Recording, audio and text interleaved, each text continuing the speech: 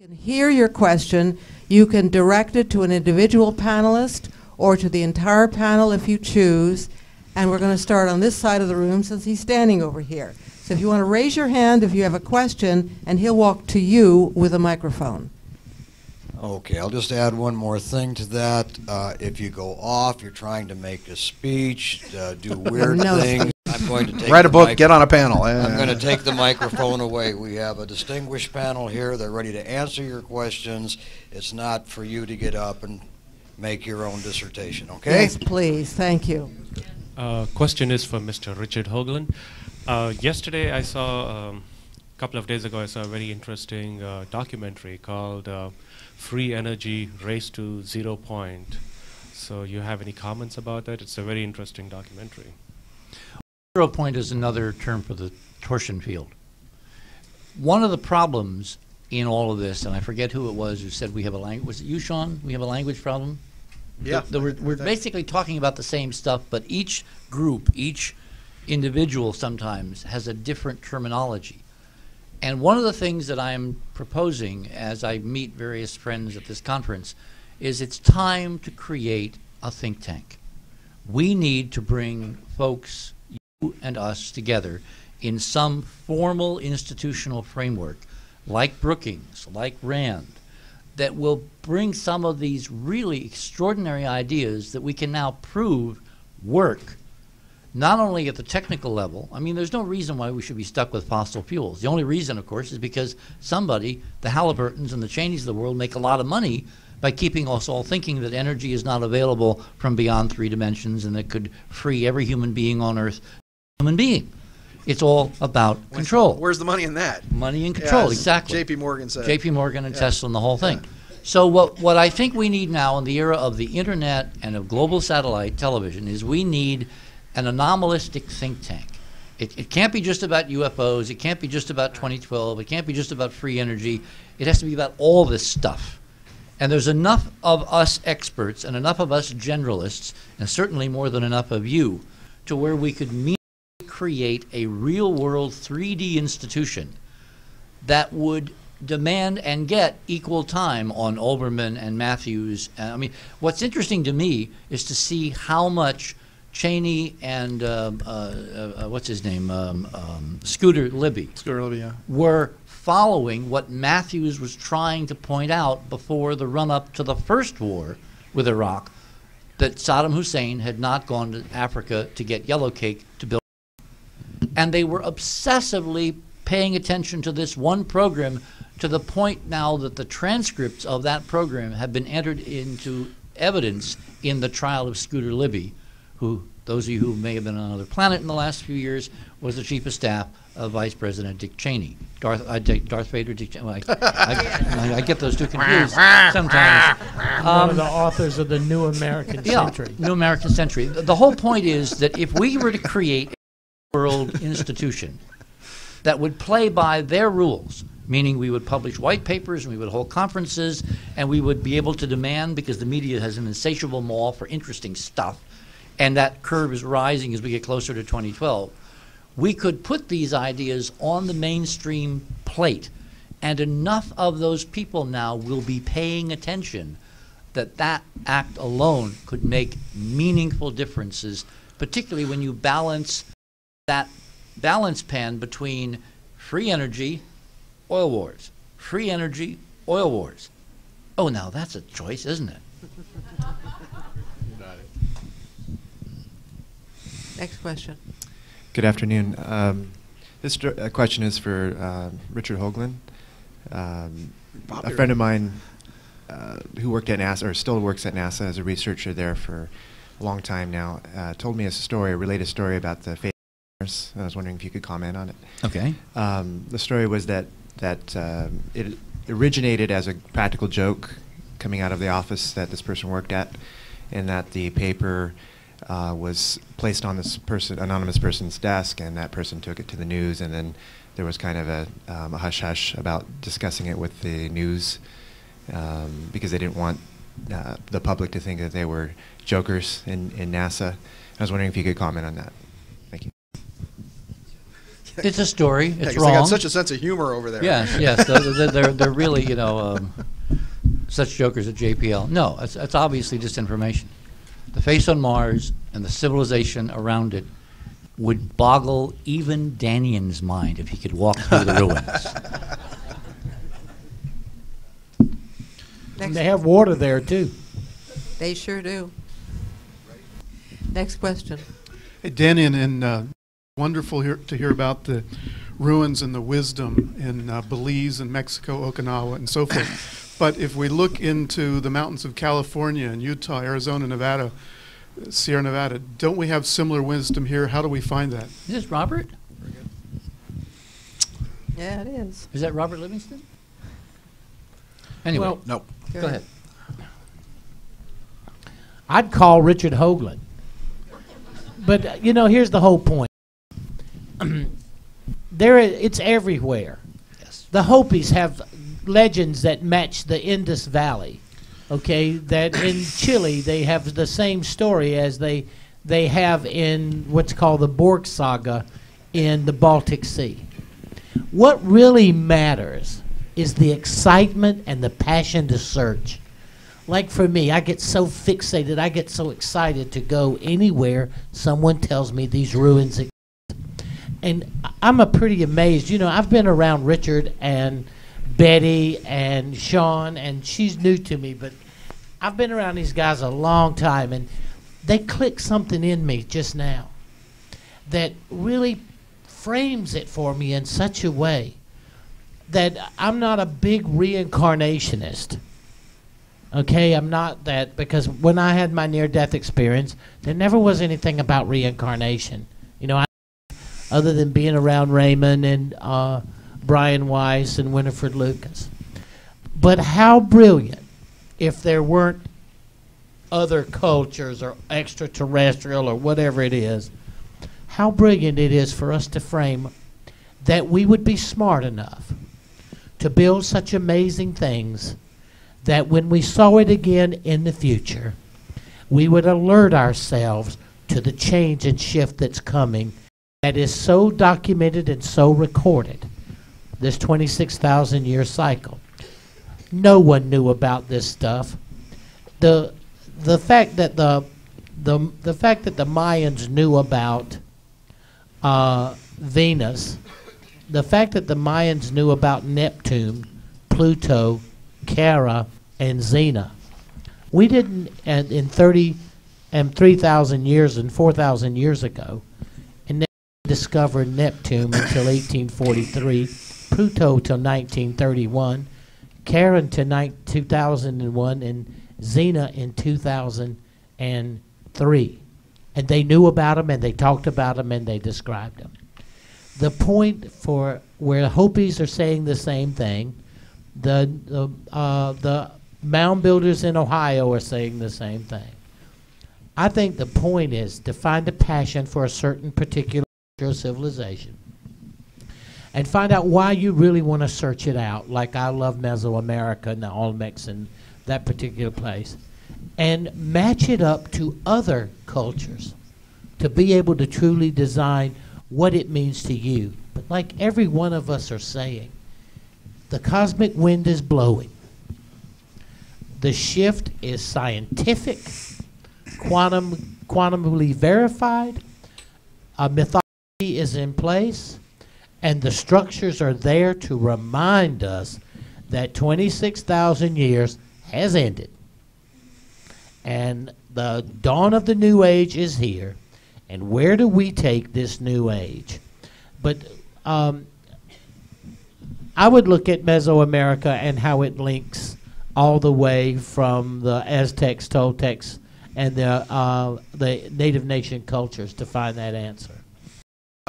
Just briefly, working on programs like Strange Universe and Mysteries from Beyond the Other Dominion, which was like the first show on the Sci-Fi Channel years ago. We did a lot of our stuff in Los Angeles. Some of the most interesting things about LA is that there's a gigantic tunnel system actually that can be accessed near the corner of 6th and Flower in downtown Los Angeles that stretches for miles. The Tongva Indians, which were the original Indians that settled the Los Angeles basin, the area where the gazebo on Alvera Street is as a great sacred site. When the Catholics first got here, that's where the city of Los Angeles began. They built a huge cathedral directly on that site, so the Indians had to actually come in to the cathedral to actually worship on that site. By the way, the throat chakra point is the only sacred chakra point on the planet that doesn't actually have, I mean, there's churches all around it, but doesn't actually have a sacred structure or monument built on top of it. You have, there's Lhasa in Tibet, which is the Dalai Lama's Patola is. You have Giza in Egypt, and that's the base root chakra of the planet. The second chakra, the prostate ovarian chakra, is the Great Pyramid of Giza.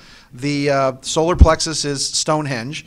The heart chakra is a little more interesting because the heart chakra is Machu Picchu, which is the base frequency, but Easter Island is the high frequency. The throat, or the voice chakra, is downtown Los Angeles.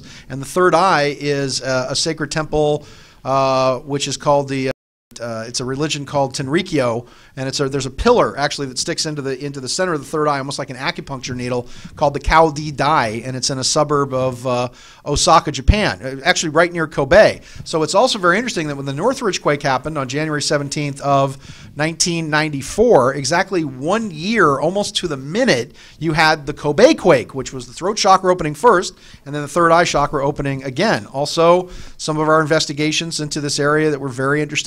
There have been legends for many years about catacombs and tombs of a race of giants, actually huge 12-foot tall Nordic men in what used to be a gigantic civilization out in Death Valley. And there's been many legends that there's been great treasures that have been hidden in Death Valley in that area. So a lot of these things, there's another fellow by the name of Robert Goodman that had a magazine here too that claimed that many monuments up in the Santa Monica Mountains, he would take people on hikes up there, could actually see these huge heads of what looked to be ancient Hindu gods like Shiva and Vishnu and Brahma and what have you.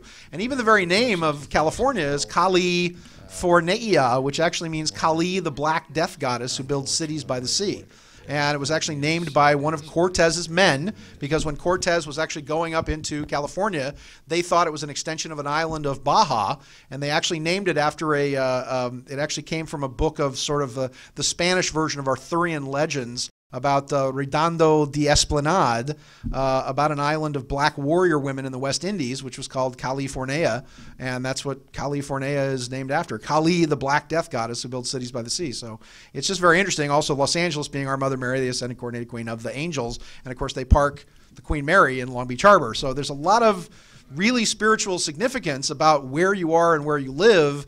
You know, they don't call us the angels, the messengers of El, for nothing. This is the communication chakra, communication vortex, and it's for you and your responsibility to communicate the message of El, of God, of the higher spirit to the rest of the world. So hopefully that answers your question. Yeah, you guys are special. It's a neat place to live. One final footnote. You know, you can tell an awful lot about these ancient cultures and what they knew by where they placed these sites. And I don't know whether Daniel knows this, but Teotihuacan is at 19.5. Okay. 33 goes just south of Los Angeles. It's actually built where Palomar Observatory, George Ellery Hale built Palomar there for a reason.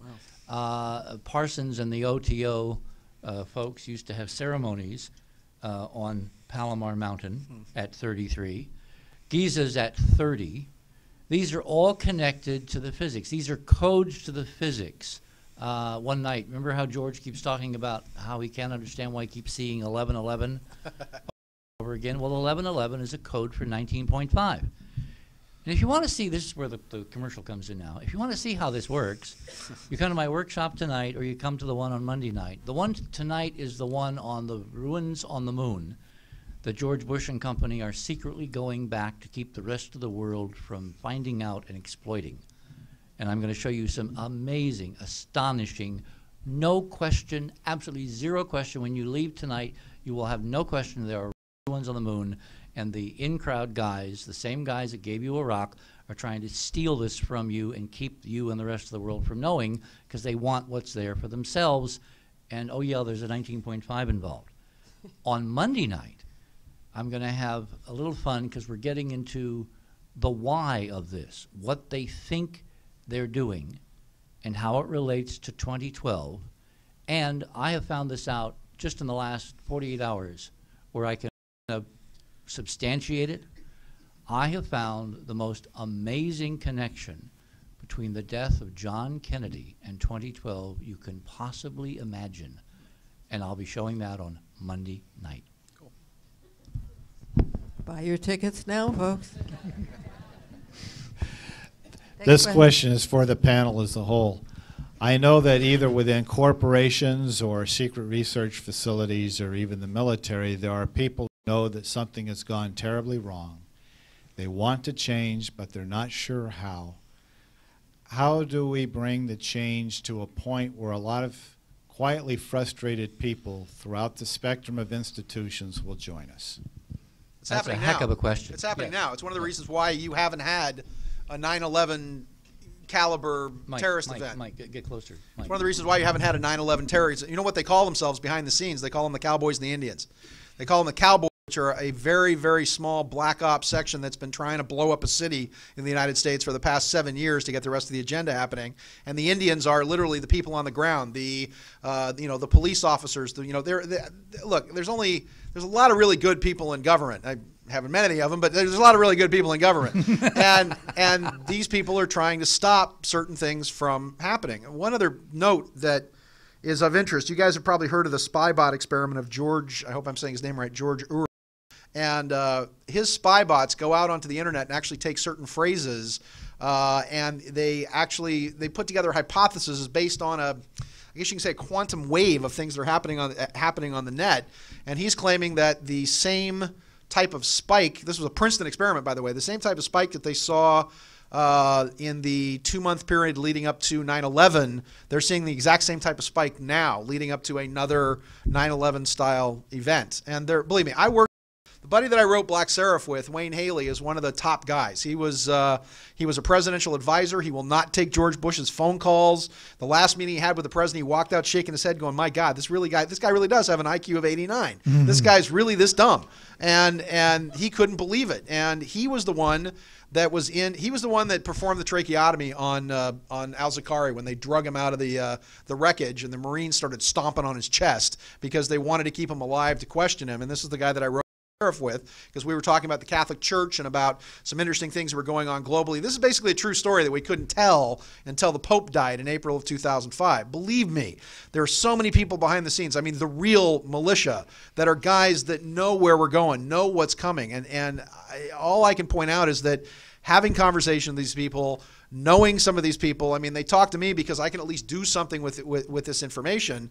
They see it coming. Believe me, they love the Constitution as much as else does, and they see what's about to happen, and there are things going on behind the scenes on your behalf every day that keep things from certain things happening. You will never hear them in the news. You will never hear that 4 trucks were intercepted that were coming together to build an atomic bomb, and they found one of these bombs and had to take it 100 miles off the coast and blow it up, and almost blew up Baltimore, sometime about 18 months ago. You'll never hear stuff like that. But it takes, alternative and remember too, we're in the alternative media. I always like to say the conspiracy theorists are always right. We're always right eventually. It's just that we have to rely on, it's true. It's absolutely true. I know the government was behind 9/11 because they screwed it up so bad. It was so obvious. It was so obvious. The bottom line, the conspiracy... Trying to tell you that the laws of physics, those buildings fell in free fall. Right. Well, buildings collapsing do not fall in free fall. Right. Like I would drop an apple from the top and down. They fell in 8 seconds. You can tell the government was behind it because they goofed everything up so bad. It was in broad daylight. The conspiracy theorists are always right. We need time, however, to get to the facts, to get to the truth. And usually our sources are people whose jobs are at risk, whose pensions are at risk, people who say, look, I got to say this on the QT off the record. You can never get to the smoking gun of what's going on. So well, in my opinion, to answer your question, so many other people have this, there are things happening behind the scenes. There is only a very small core of people that want these happen, and a mass of policemen and firemen and FBI and government officials across the board who are trying to stop the things that we're talking about from happening. I think coming off what Sean said, can I interrupt? Sure. Thanks, Uncle. Sugar doodle. It's really important to understand that the only way the really dark stuff takes place. I mean, I have a cliche that I've said about NASA for many, many, many years now, that most of them are but dumb. And that's not a pejorative. What these people in these agencies up until recently, and Sean is absolutely right, because I have sources that say the same thing to me, the worst possible things can happen when the people that you work with you never suspect could be involved in something absolutely outrageous. That you trust the guy on your right and you trust the guy on your left, and you never ask questions. As soon as the questions start asked, and the thing that I've been hoping over and over and over again about NASA to focus on the white agency is that the more noise I make on Coast and other places about NASA, the more the people inside the agency, they don't have to tell me, I just want them to watch each other and to start asking weird questions and asking really pointed questions and wondering why this is happening and why that is happening and put the dots together. And they never have to tell anybody. I just want change, systemic change, to occur from the inside, which is really the only way it can change. And given the most of the system is honest, and that it's a few bad apples that can manipulate because they use the lie, like the stuff going on outside, it's manipulating the honest people in that union to think things that are not true. But now, after 9/11 and after all the evidence has been laid out, and look at the poll numbers and look at the election and Olbermann and all that, you put all that gestalt together, everybody now is watching. Everybody now is asking questions within and without the agencies, and that is our best defense. And what we can do is to amp up the numbers of more conscious people, because the more conscious we are, the more protection they have to do their job and to keep us safe. I think my answer to that is I hear a frustrated person who lives in industry and lives in business who sees it going on and needs to know what to do about it. I think that Richard's idea about a think tank, that think tank comes together, and I'm going to talk to Richard when this is over about it, that people in every walk of life can blog it. If we create a cyber think tank, and it's done based on this panel, and it's done the way Richard just described it. You know, I think I'm mainstream. I just been dead and a little crazy, okay? But if we do just what Richard was talking about, a group together as a think tank, that we blog into it, we're asking these questions, and we build ourselves under the think tank model like in Washington. We don't put it into some cosmic realm, but we put it in the framework that we are asking these questions. I just watched Arnold Russo do this big deal on the IRS. He didn't accuse them of anything. He didn't do anything. All he did was kept asking everybody the questions, and such a way that you ask the questions to watch them make fools out of themselves or to tell you that the Supreme Court didn't matter. He asked them to quote the law. All he asked the officials to do was, could you please quote the law that requires a U.S. citizen to pay taxes? And they hemmed and they hawed. It was the funniest thing I've ever seen. It has never been answered. All he did. But the key was this, that we asked the question. Sorry, you're right. It was a prize. He offered a $50,000 prize to any government official that can simply answer the simple question, please show me the law of that requires us as U.S. citizens to pay income tax. And they went, well, it's our duty and it's our responsibility, and I've paid them since I was a kid, and blah, blah, blah, blah. So, back to my point. Sorry. By doing that, I was helping your point, Daniel. I support that 100%. I'll let you do it. Okay. I mean, he's explaining it. But look, guys, if we have what Richard says, a think tank, and we structure it corporate-wise or foundation-wise, just like in Washington, and we come and start asking these questions, and because the think tank is overwhelmed with 3,000 questions about one subject, well, 3,000 people can go to a congressman, a senator, can go to the head of the department of a government agency, and I would sit on the board of the think tank, and then collectively, when you have a frustration or you see some BS, you put it in, we group blogs into a category, we come to a decent conclusion of it, and then we openly present it to those who are in charge, and we make sure that Sean's there filming it, doing the monologue. I think it's a great way to get your question answered. Yeah. You know, one of the advantages of Bill Gates, who I think should go down in history as one of the supreme pioneers of human renaissance. You know, a lot of people dump on Bill Gates. Bill Gates is an extraordinary human hero for the simple reason he democratized the communication of information. Without Bill Gates, we would not have the internet, Al Gore notwithstanding. We would not have the incredible, do you realize that on your desk or in your backpack or whatever, you have more computing power right now than all of NASA did when we sent men to the moon. Of course, if you left it to Steve Jobs, you would have had all that computing power 15 years ago. Okay. All right, John, yes. The proceeding has been a paid political, no.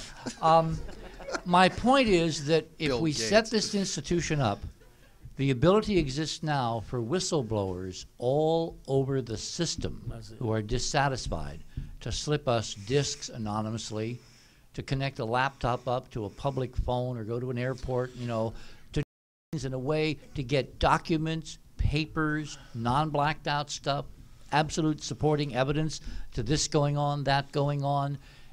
We can change the system by providing a conduit for honest, real people doing their jobs, serving the country, serving the rest of us, to get out of that frustration and finally figure out what they can do to make the system conform to the ideals they're taught about when they come in and take.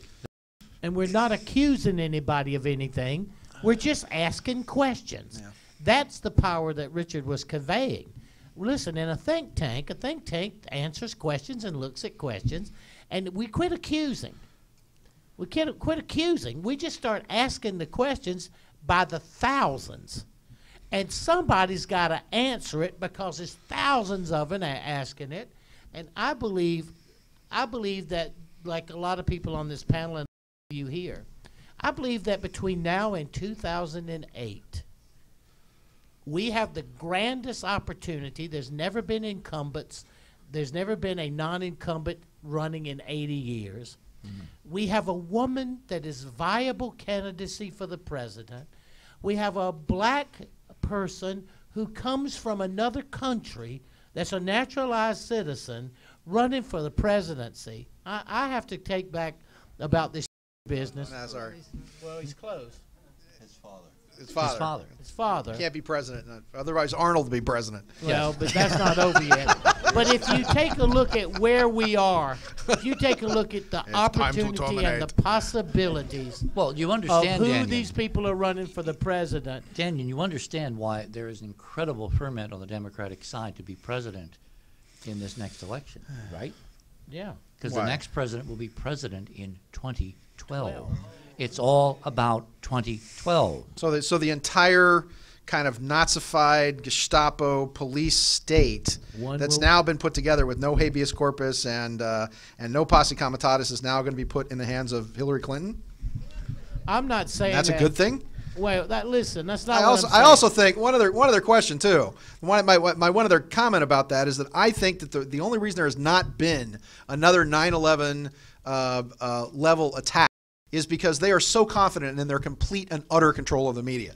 And they're so confident in it that they managed to crush virtually even a question about 9/11 almost across the board. I mean, when was the last time you saw Chris Matthews or Oberman or whatever, or Jon Stewart even on the Daily Show, question the fact that, well, quite possibly that the U.S. government was conceivably behind 9/11. You don't get those questions asked in the media and not get crucified. And you in a media town have seen it happen. Those of you who works in media here, you guys probably all work in media. You saw the same as I did back in 95, 96, 97. You saw probably 200 independent film companies here in Los Angeles, independent production companies that became 150, that became 100, that became, now there's 5 maybe. There's Disney, there's Capcom, there's Warner, Time Warner. I mean, we all in this community work on a slave plantation now, basically for mega conglomerates that now control everything. 25,000 different forms of communications in the United States, including television, newspapers, magazines, radio, et cetera, et cetera. You know how many companies own all 25,000? 5.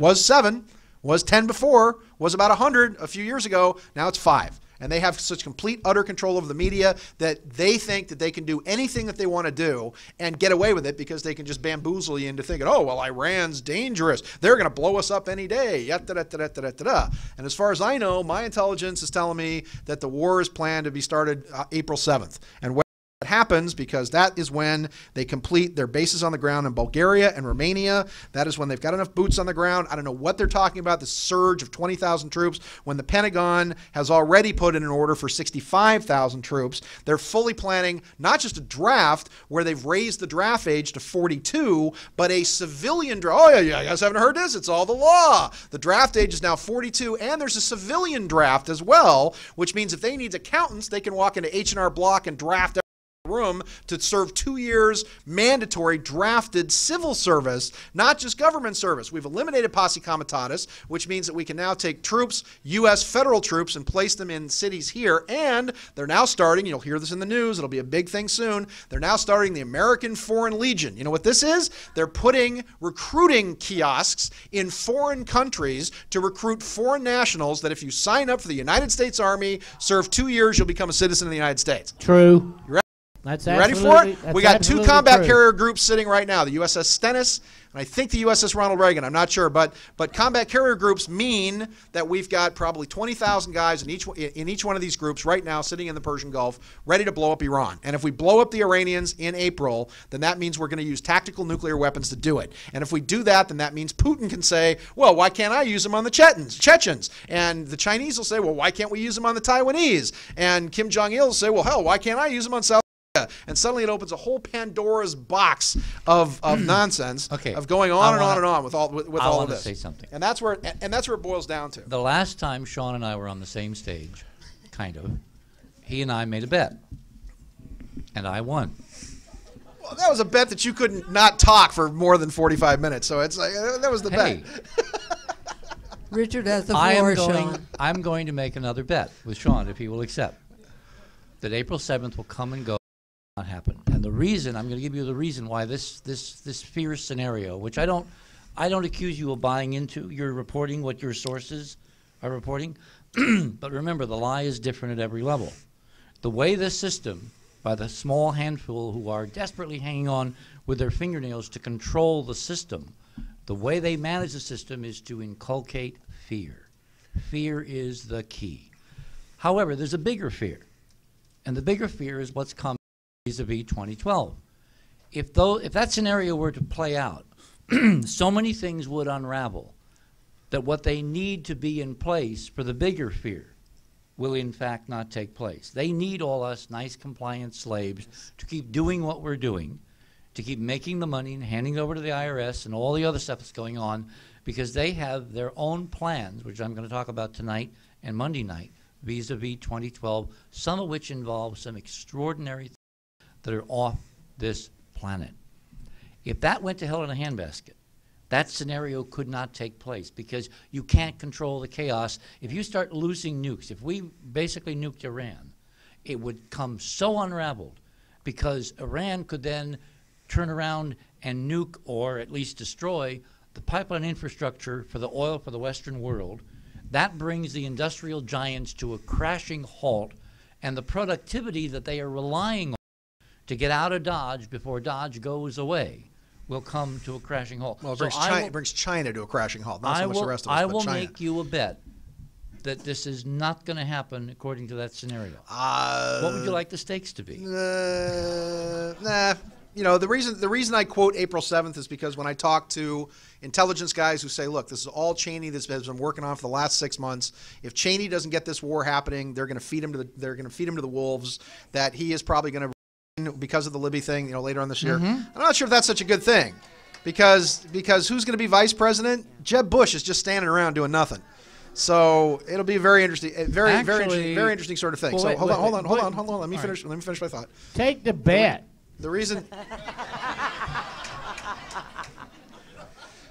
Okay, all right. Okay, I'll bet you a gentleman's bet that the United States takes some form of military action, not tactical nukes now, military action before the 1st of June. So now we've gone from April 7th to the 1st Well, of because they said they would be ready. They would be ready by April 7th. Yes. That boots on the ground and the bases in the place I talked about. From tactical nukes now it's some form of action. Well, whether tactical nukes as far we would have to use tactical nukes against them. And this is the scenario as it came down. Hold on one second. I trade in the foreign exchange markets. What I do is that I do remote viewing, and we finally put together an investment club, the Delphi Associates group. We've got some stuff back there on it, but I do remote viewing on the charts on Sunday. I send them to my traders, and they trade the charts using those charts. We've got a desk in Burlington, Vermont, and they use those charts as a precursor, if you will, as some foresight into the markets. And we've done fabulously well. We've made probably last few months we've made about 150% profit, and done very, very well. On Thanksgiving Day, the Chinese, the Syrians, the Iranians, and the British attacking the U.S. dollar at 4 a.m. on Thanksgiving Day, which became known as the Thanksgiving Day Massacre for anybody that's familiar with these markets. The Chinese were going to dump $1 trillion U.S. dollars on the world market, basically collapsing our economy. If they were to dump $1 trillion, we could just kiss it goodbye. We sent Hank Paulson, who I've known for about 12 years or so. We sent Bernanke. We sent our economic A-team to China. And this is what came down to convince them not to dump $1 trillion. And this is what was said on the inside.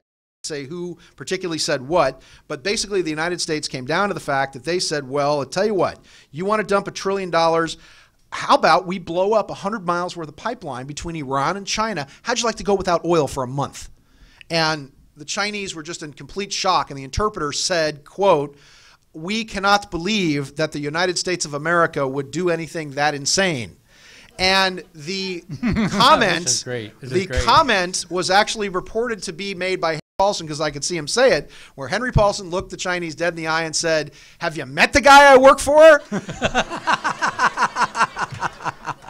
And the Chinese were so taken back. Not only did they not dump the currency, you guys have to. It's a game of risk. The reason we're in Iraq and Iran right now, if we pull out of Iraq, it means the Turks take the northern part and go at it to the Kurds. If we pull out of Iraq now, it means that the Iranians move into the southeastern section of Iraq, where they fought an 8-year war with the Iraqis and control 20% of the world's usable oil, which means we're stuck. We got 160,000 hostages, all completely surrounded by hostile, crazed Muslims in that country, all ready to kill us. And at the same time, the Iranians are dealing with the Chinese. Don't take it that far. If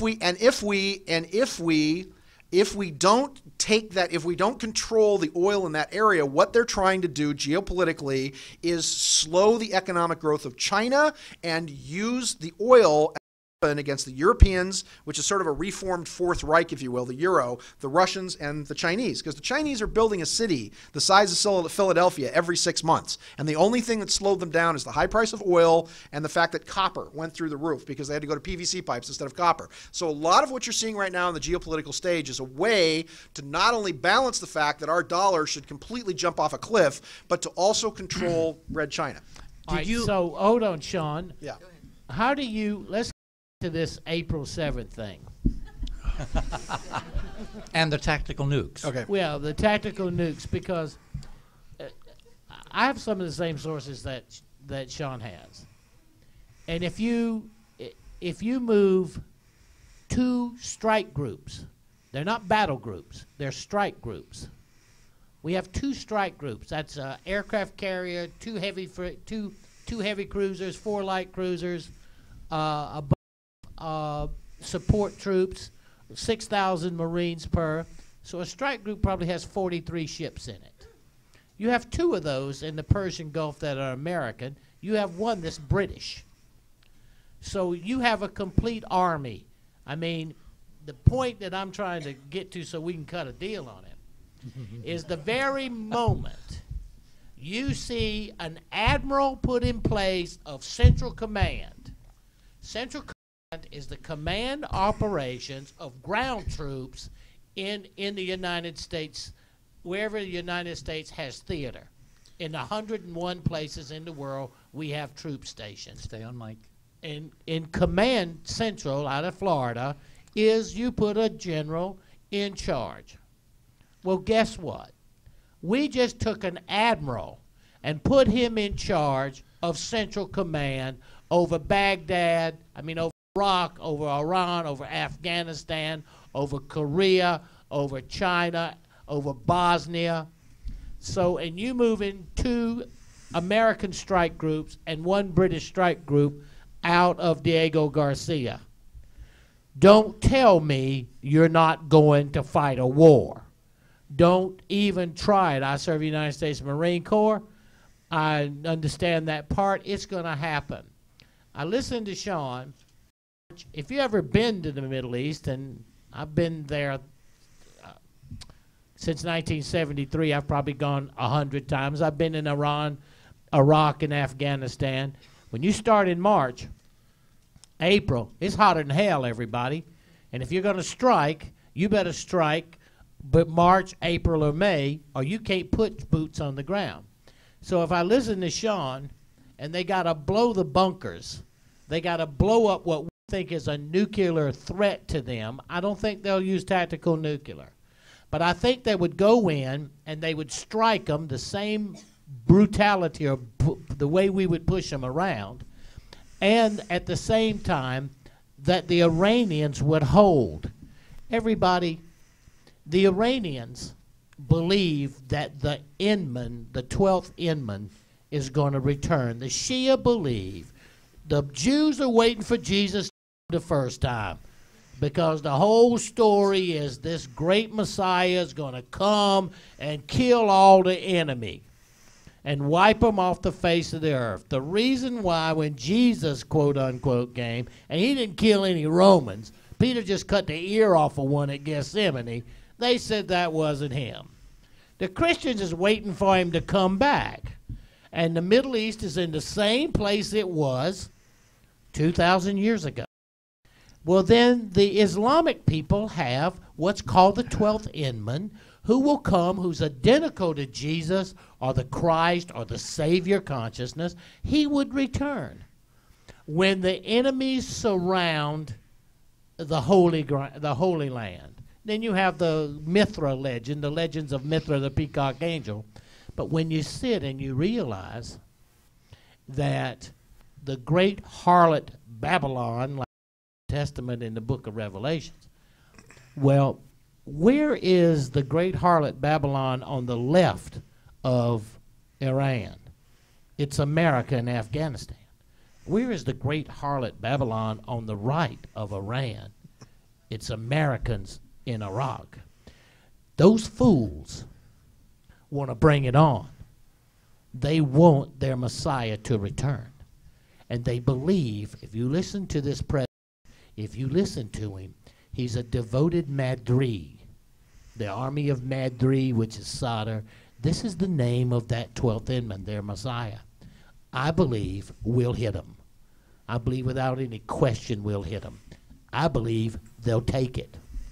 I believe they won't react. They'll hold back. We'll blow up a couple little nuclear things and 3 or 4 pipelines, and they'll do a black flag, a false flag program. They'll shoot a bunch of Iraqis and put them in some uniforms and say they were killing Americans. And I believe they will do it soon.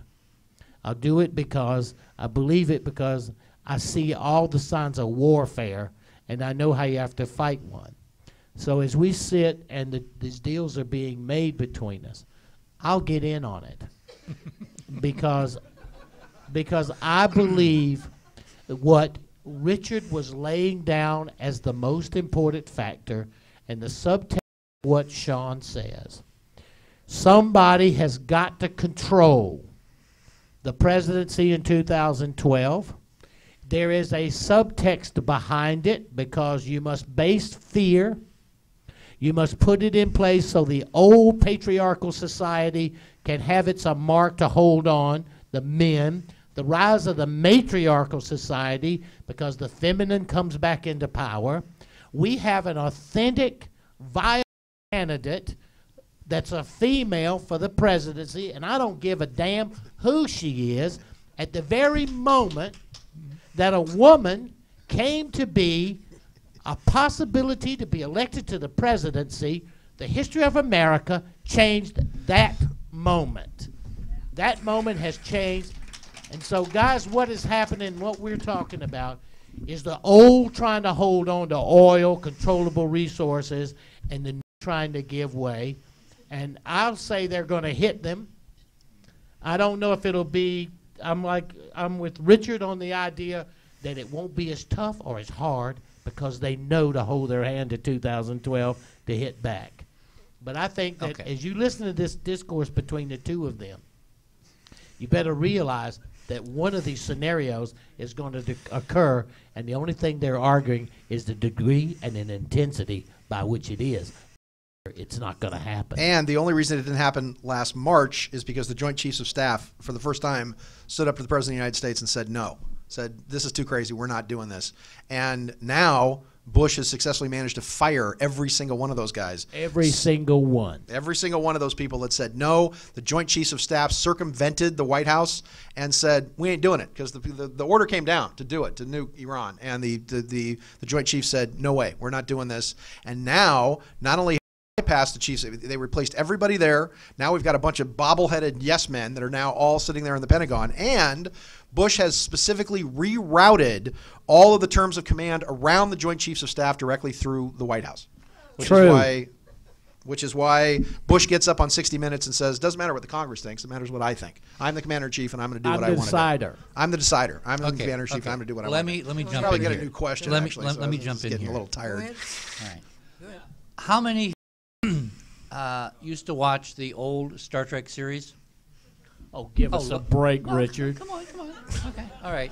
Ask how many people in here didn't watch it. Do you remember? Three. Robin raised her hand. That causes interesting things in our house from time to time. Anyway, well, she loves you, so what difference? The reason I asked the question, which apparently is completely off point, but is not. Do you remember the episode called the Corbomite Maneuver? Yep. You understand? I see blank faces all. Have some Tranya. Okay. The Corbomite Maneuver was all about playing poker. Ron Howard's little brother. It was about bluffing. These ships of the Pentagon, the ships of Central Command, the ships in the Mediterranean, all that. Remember, the Iranians don't know us like we know us, and they didn't watch Star Trek. I believe this is high-stakes. No, this is high-stakes poker. I agree. And I think that we're not going to do this. I think that this is all maneuvering. This is designed to telegraph messages that, yes, Bush is a wild man, Bush can do anything, but there is some sanity because they've got a bigger problem that they're facing, and I can demonstrate, as I will tonight and tomorrow and Monday night, that they've been at this bigger problem for a very, very, very long time, and in fact, John Kennedy may have paid with his life this problem. And that's about the moon landing? You're talking about the knowledge and going about back. Going back to the moon. And going back, and what it how it relates to 2012. Keep in focus what this panel is about. It's about 2012, and even more important, it's not about what's going to happen in 2012, it's about the perception of what is going to happen. And if you're dealing with a fear-based culture, a fear-based patriarchal control system, their perception is everything. So the next 2 years are going to be extraordinarily interesting, and will you take the bet?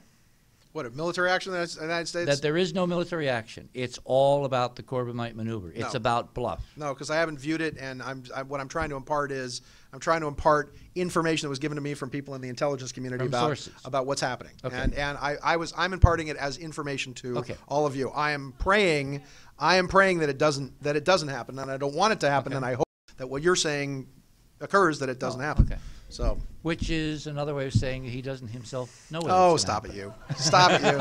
You already. He said he wouldn't take the bet. He begged me one time because I bet him that he had to speak for 45 minutes, and I said, "There's no way you can talk for only 45 minutes," and he copped $100 off me. So it's like, yeah.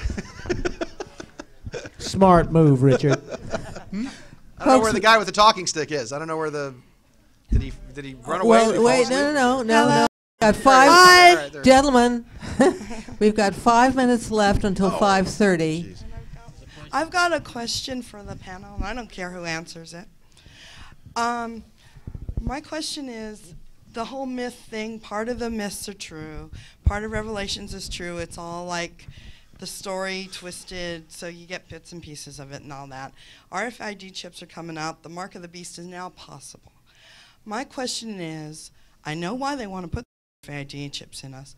Why is it bad for the soul, or why would it be bad as a third-dimensional being to have one? Not that I know they're going to know everything anyway. They're going to know it anyway. I work for the government. I know. You the IRS, sugar. Yes, I do. I'm a ranger. Okay, that answer will be in my workshop tomorrow afternoon. I can't come tomorrow. But it's the one thing. Somebody else want to talk about RFD chips? Nobody's brought this up before. Nick? Yeah, something? I do actually. The RFID chips came up on a program I was on with Art Bell in December, and he asked, what would be the power source, and and I speculated, and he said, well, I just don't see it, and we argued a little bit about it, and it was at the electronics show in Nevada a couple weeks later that they announced magnetic induction as the system that would be put out for using Tesla's ideas and Faraday's ideas that actually provide power to charge up your cell phone remotely, so you'll be walking around and they'll just stay charged. But it also provides the underlying power for RFID. And it's really about personal privacy and integrity. And this is where I think, again, we go way too far. And the idea of, again, what is the biggest crime in America today? It's identity theft. And so they've embedded this fear. It was Applied Digital Systems that just announced their sale of stock in what is it, Verichip? And all this is coming. Actually, I wrote about those guys in 1999 in the book Earthrising the Revolution. And it is coming. And it's about control, it's about manipulation, and it's about violating the very essence of who we are as human beings. No one has the right to do it. No government, no individual. Every one of us has the power to create an entirely new universe. We just have to recognize it and act on it. Let me add one thing. Come to my workshop. Let me add one thing. Yes, by all means, go to Daniel's workshop. But again, as the guy who watches the mainstream media, watches way too much television as I'm sitting there typing, Tucker Carlson, who is not exactly a left-wing radical, was going toe-to-toe with John Sensenbrenner the other day, who is demanding a bill go through the Senate and the House that will make it mandatory that you have some kind of driver's license verification Real ID 2008 before you can get on an airplane. And Tucker, to his credit, was not only talking about that as a problem, but he also mentioned RFID chips. And so what you're seeing in the mainstream again is this coalescence between the so-called left and the so-called right for larger issues that are much more philosophically oriented toward human freedom and potential and the idea of what it means to be a human being.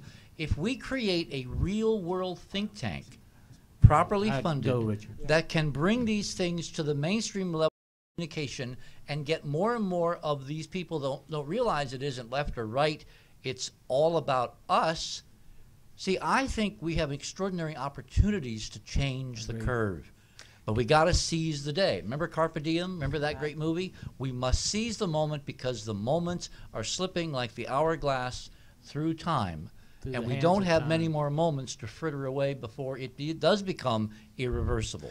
Just to add one more point on the issue is there are many issues that will unite the left and right. When my work started 12 years ago, it was the right that supported me. And it was them that supported me for many years, and they still do.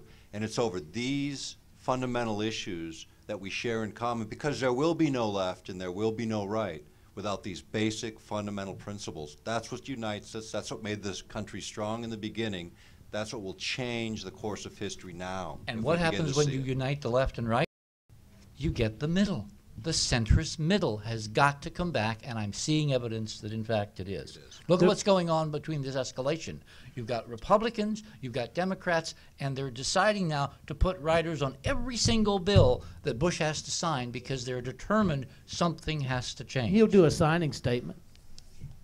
It's called the Real ID. It was passed in the Patriots bill. It's mandated by 2008.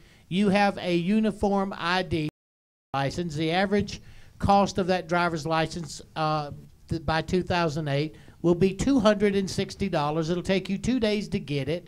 You cannot go into a federal building. You cannot drive an automobile.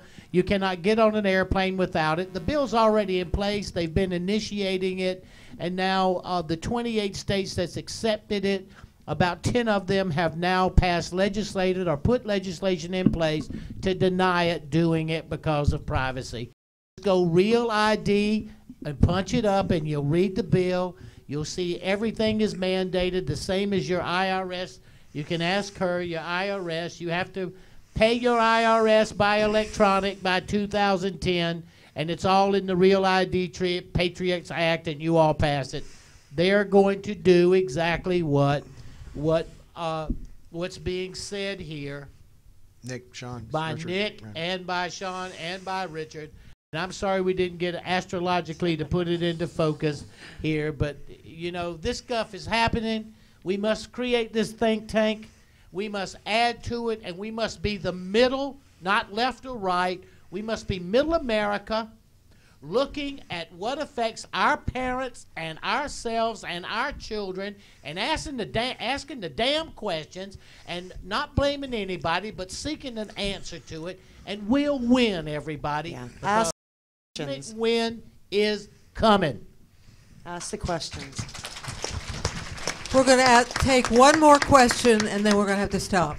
Go ahead. Okay, I'm not sure. Maybe Sean, potentially, this Okay. question. Earlier you were mentioning the 3 different levels of this process of 2012, where this transformation we're going to be coming into. Are we basically right now in a 3rd-dimensional matrix, and through 2012 we're going to be coming into a 4th-dimensional reality? And if that is 9th-dimensional reality, right here, what would that mean? Would that mean that instead of using 5 to 8% of our mind's capabilities, we'll be using 100? And what would that mean? It means when you look at something, Yeah. you can see dimensions between, like looking at you. Mm-hmm. Because that shift is there, and the universe is realigning, and dark matter's being charged, and Richard knows more about that than I. But what's going to happen? When you get struck by lightning, you all of a sudden get expanded, and you never ever get back to seeing the world like most people see it, in 3-dimensional, mental, physical, spiritual. You start looking at everything from completely different concepts. With the multi-universe theory in place and the paralleling universes as a basic quantum theory, that's how we have a cell phone and a DVD and a CD and a PC, because there's multiple dimensions. Because this energy is moving through, as this planetary focus and alignment, solar flares, you will see more stuff. More stuff. You won't be like this. It'll be like a horse pulling the Clydesdales. You take the blinders off, and you can see what's to your left and your right. Let me try to put it in more mundane terms, just in brief, because we don't have a lot of time left. First off, anybody that gets a new passport that actually has the biometric chip in it, do not tear it out. It's a federal offense. Do not microwave it. It'll fry your microwave. Get a nice big hammer, hit it once, and it'll blow the chip. Just so you know. But the other one. No, wait a minute, hold on. hold on, I'm going to answer his question. You asked me the question, Daniel. I'm answering his question. The point is dimensional ability.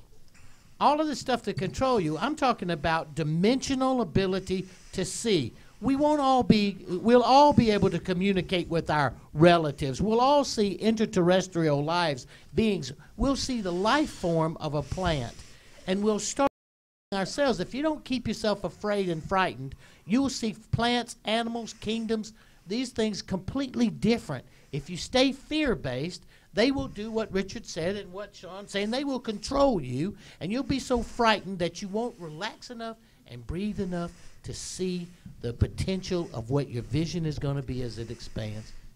So maybe the sun, showing the demons is just that. The sun is a great ruler, and the demons are the illusion of all this fear-based consciousness of, nanochips and American scientific control. Step out of the box. You'll enjoy it. And on that note, I didn't answer the question. Hold on. Okay, and Nick wanted to say Sean, something go first, for and then I'll answer it, and I'll wrap this up in 45 seconds. Nick, go. I just want to bounce off of what Daniel's saying. Maybe that bolt of lightning is about to strike off. Agreed. Die from it or open our eyes to it. Maybe that's 2000. Do we use our powers for good or evil?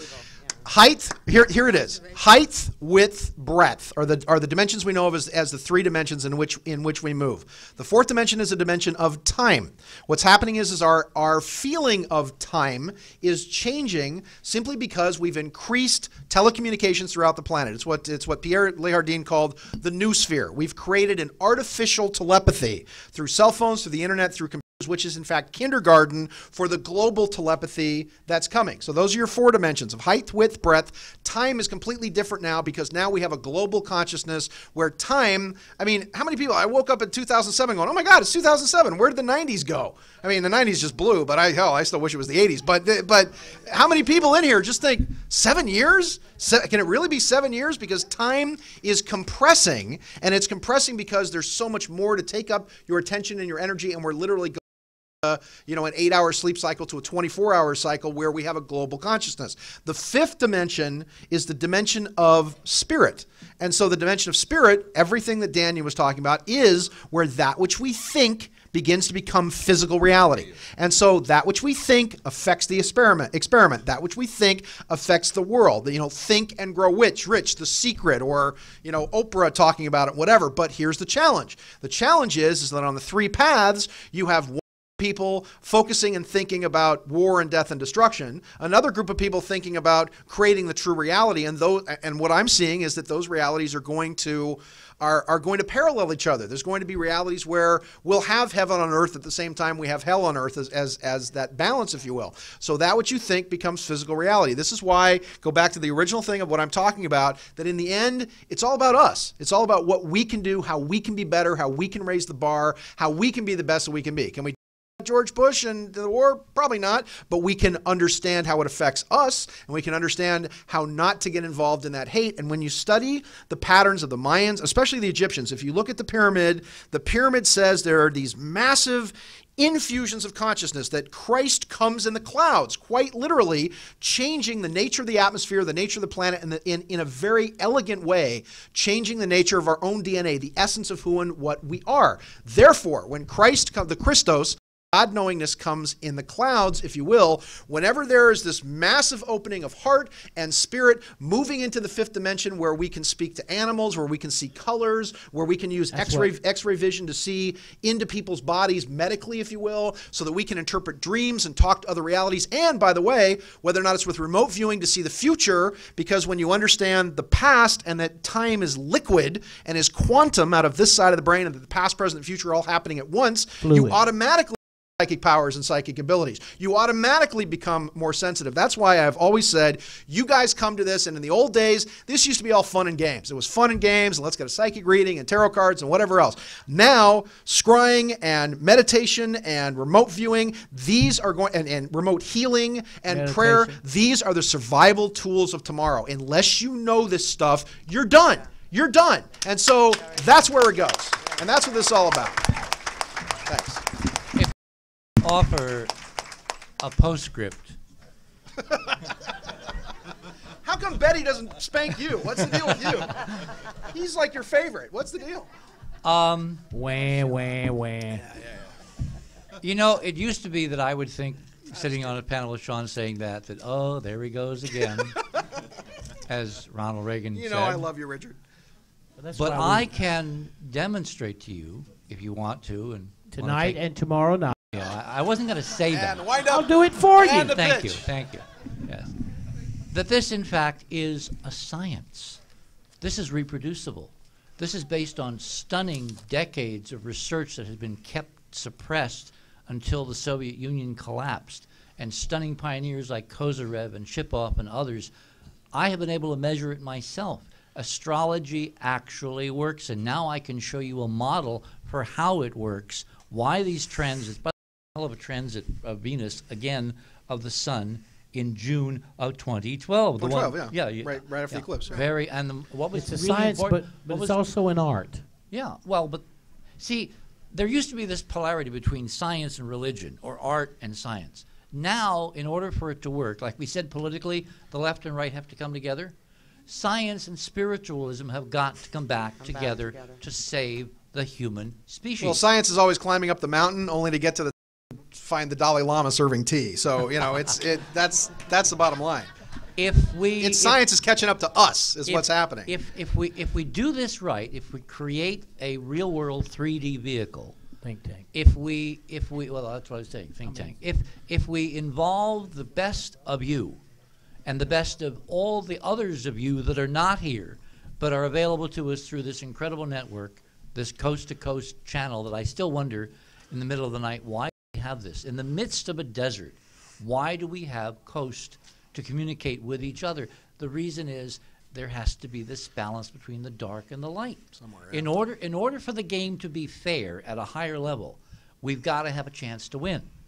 And all we have to realize is that we have a chance to win, and then we use the tools that our expanding awareness, which is this torsion field, allow us to put. So yes, the 2012 nodal point I talk about, I don't know whether it's a a sudden spike or a movement into a gradual curve where we get better and better and better at this.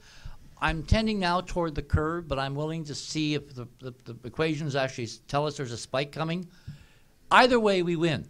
Because what happens is that more and more people, simply by asking the right questions and by empowering themselves to ask the questions, can define the future that they want. That's how those consciousness, which, by the way, are one of the reasons, the other one is Robin over there, but one of the key reasons I'm sitting here is because Art Bell called upon millions of people the night I had my awful heart attack, and they told her, didn't tell me, they told her I was toast. In those first few hours, enough minds got together coherently and said, not yet. No vacations yet. You're not done. What they did is they empowered Robin to take care of him. So that's what happened. Those Well, millions of minds and working through Robin took care of The same Richard. thing happened for me on Coast to Coast with Art Bell. What you're hearing? Yes. That's the exactly. same thing that say they gave me an 8% chance of survival. Art went on the air and turned to you, and it's recorded and documented. I was no way to survive it. And if it was for those kind of conscious experiments, the same for Richard, I was there praying for your ass, son. And me for you. And thank you so much. But this is what he's telling you guys is where we have to come to in this think tank. And that's why I want to end this on the positive note that be careful what you think. Yes. Because the physics says it will happen. Yeah, exactly. The cigarette. I'm going to make one We got some free newsletters in the back. We got books. We got liquidity stuff. We got stuff on the financial club that people were asking and about. I have one announcement to make.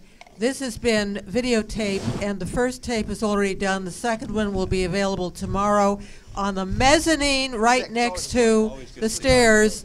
You can buy this panel. Thank you for coming, everyone.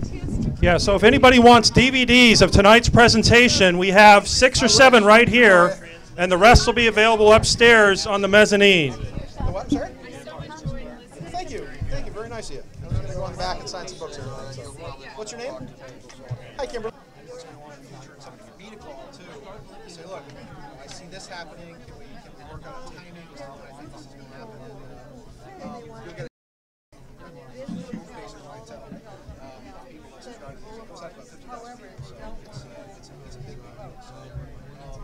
anyway, I just want to say thanks very much. Thanks for being here. Sean, sorry, I'm going to go in the back. And I just what's that? Oh, isn't that nice of you? Thanks. Oh, sorry, I look like you? No. Right. But they won't. I did, yeah. I know. And I wanted to jump in a little bit.